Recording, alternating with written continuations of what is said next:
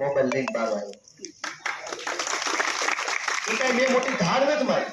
ભારત દેશ ઉપર મેં કઈ ઉપકાર નથી કર્યો. મોબાઈલ લઈને ગયો એમાં કઈ મેં હું મોટું કઈ દેશ માટે ઉપકાર કર્યો. સવાલ એ છે કે દરેક સરકારી માણસ પોતાના મનમાં ખેર ખા સમજે છે. હું મોટી તોપ છું, હું કહીશ કાયદો. તો મારે આ વેસાણના જુવાને એવા બનાવે છે. તું કે કાયદો નહીં, બાબા સાહેબે લખ્યો ને એ જ કાયદો, બાકી બધી ખેર. તું કે કોઈ કાયદો નહીં. ફોજદાર હોય, મામલતદાર હોય, ગમે હોય.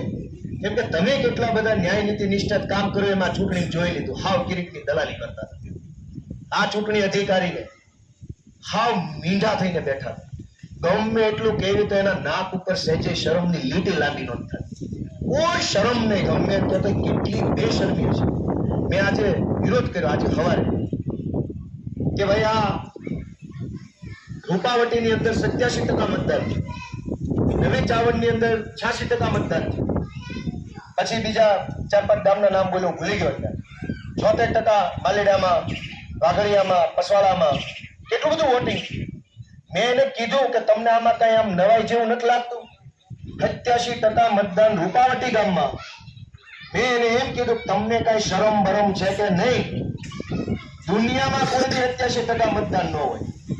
કેમ કે આખી મતદાર યાદીમાં 10-20% નામ તો રમનામાં તે અડધા ગુજરી ગયા હોય, અડધા શહેરમાં રહેતા હોય. કાયમ માટે મતદાર યાદીમાં 10-20% નામ છે એ મતદાર હોય છે. એટલે મતદાર યાદી આખી 80% ચાલુ થાય. નામ મને ન હોય પણ 20 માણા ક્યારેય 20 માંથી 5 દીકરી પડી ગઈ હોય, 4-5 ગુજરી ગયા હોય, 4-5 અમદાવાદ.